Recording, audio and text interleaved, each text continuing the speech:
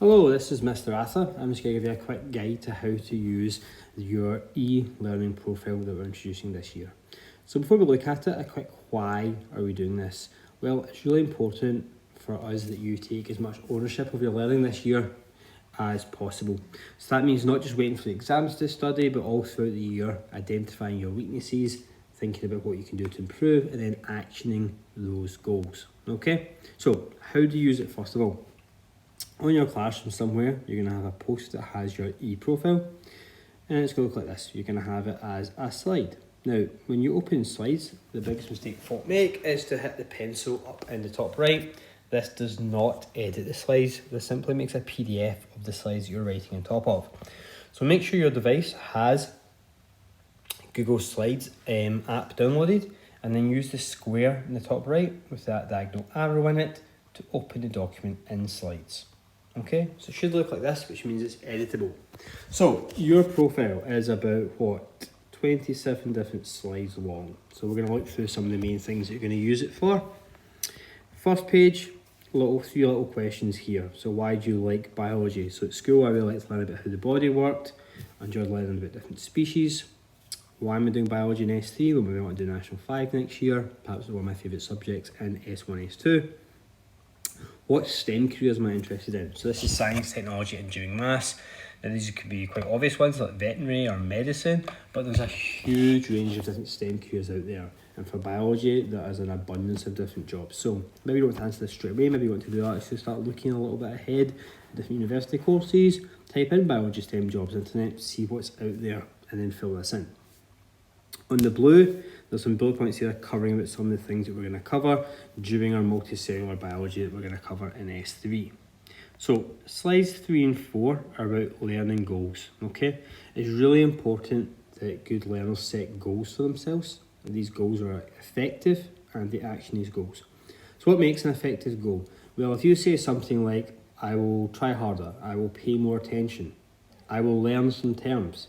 How do you know you're doing these things? It's quite hard to measure if you have paid more attention. So be specific. Say something like, I will make a flash deck of cards for this career. I will use it on a Monday, a Wednesday and a Friday. And I'll do this for a month. And then I will test myself to see if I can match all the terms with the definitions. Or I'll make a Quizlet account. So it's a free flashcard account. And I'll complete learn mode in this key area by the end of the week. Okay, so be quite specific in them.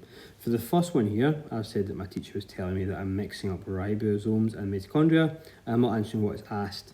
So what I need to improve, I need to learn the parts of the cells and their functions. How am I going to do that? I will draw model cells. I'm going to label these and then check them against my notes later. I will complete learn mode on Quizlet for key area 1.1. So these are like specific goals. Now you should be able to keep going back and set these for yourself. At the start, it's just going to be 2 slides, one for each key area. You can see here, I've added another 1.1 in here because I might have a second goal. Maybe in a few months' time I'm revising and I realise, well, I've got the mitochondria and ribosome down now, but I've forgotten about cell walls, okay? So I've got space for that.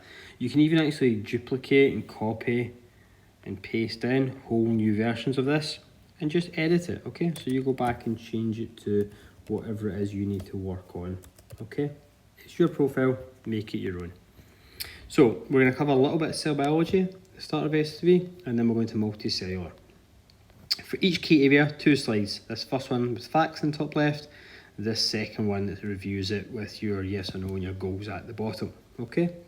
So for example, say we've already done cell structures.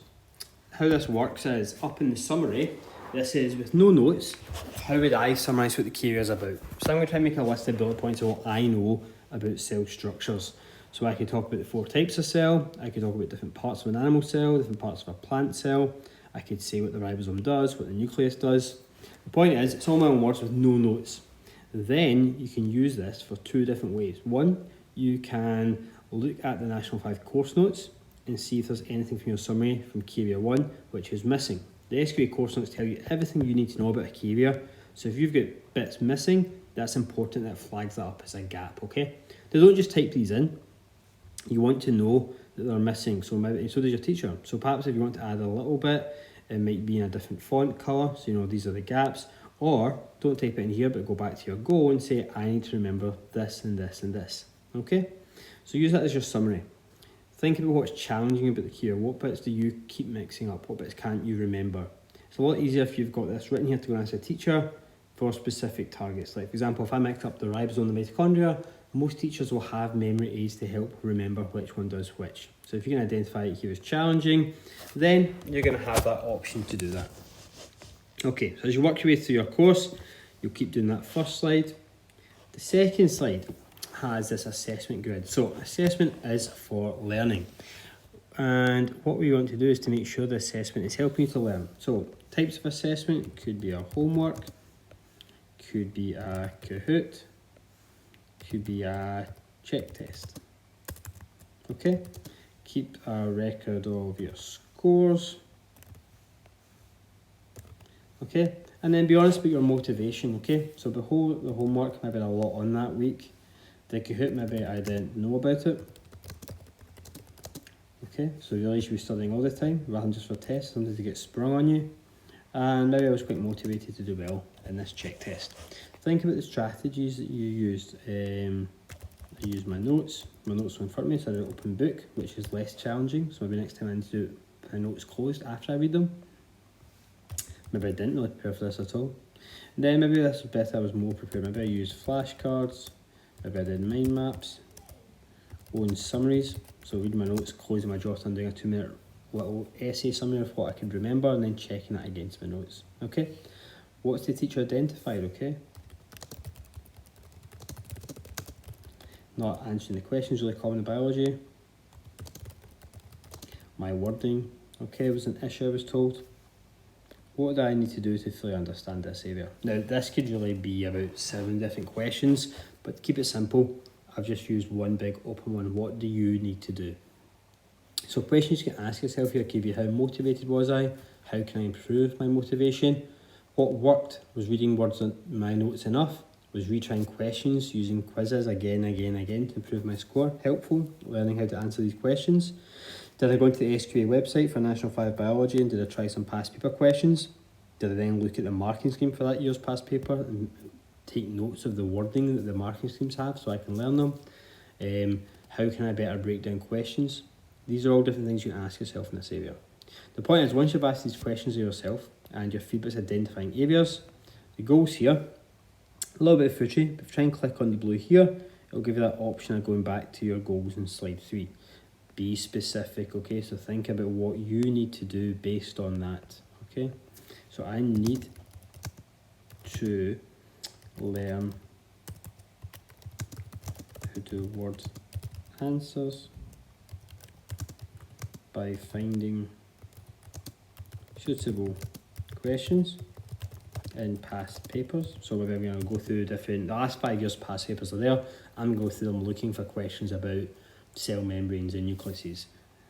And then I'm going to turn marking scheme wording into flashcards. So I can see I've achieved that if I've done that. And then use weekly. Okay. So as you're going back there, you can say not yet. Then maybe after a few months you have done that, you could say yes, okay. You could say partially, like you can see improvement but you're not confident there. Just keep this up to date as you like, okay. So that link in the bottom right with goals, and every slide will always take you back to your goals at the top. Eventually get through all the key areas and you get to this slide. Now after you finish S3, you'll do a test on the whole of multicellular biology, and it's important to record what you are good at and what things you still need to work on if you go into National 5, because we'll teach you the other 2 key areas. By the end of National 5, you're getting a test on all 3 units. So it's important to know what things from S3 do you still need to get better at as you move on to National 5. And because this profile belongs to you, at the end of the year, you can download a copy of this slide into your Google Drive and upload it into your new classroom next year. So you can move this with you quite easily. Numeracy is always forgotten. There's a lot of focus on KU, but as you see most of the past papers, a good third of your exams are going to be based on different skills. So numeracy skills, how can we use this? Well, for example, these are the different skills that you need to look at ratio, because that's what I've made earlier. Oh no, I've made a mess of that.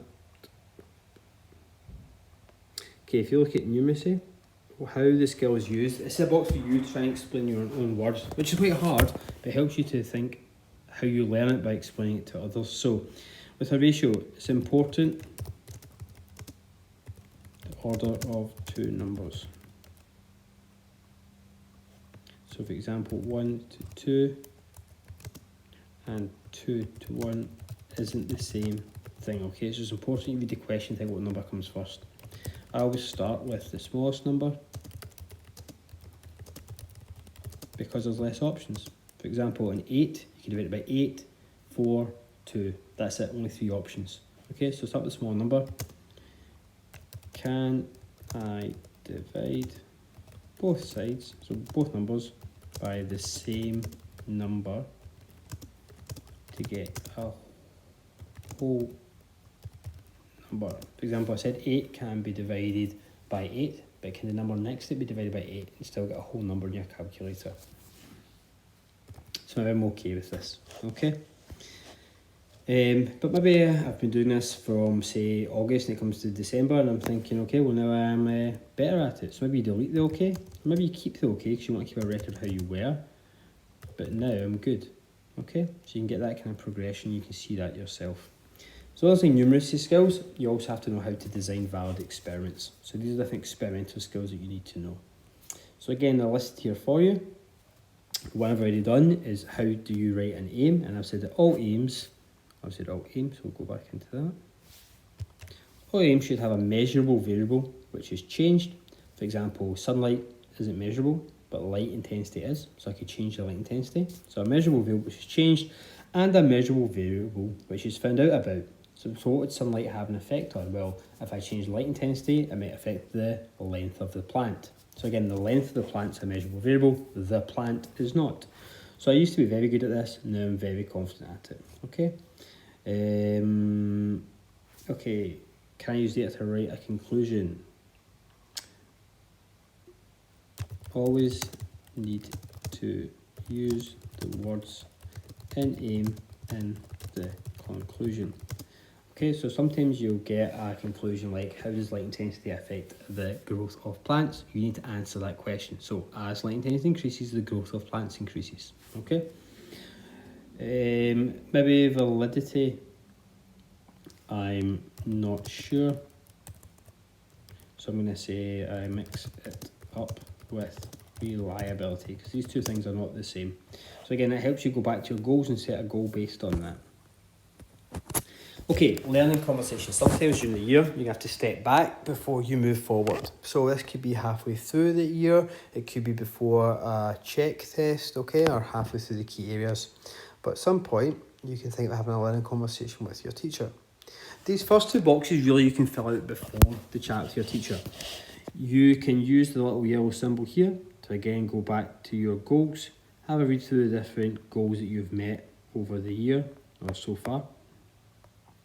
And then just summarise them. Don't have to copy and paste the whole things down here, but what do you think your current main goals are?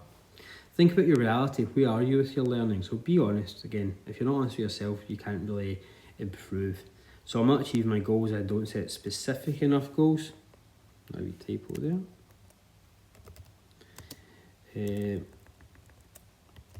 And there's no point setting goals if you don't actually do them. I'm saying to focus on completing these.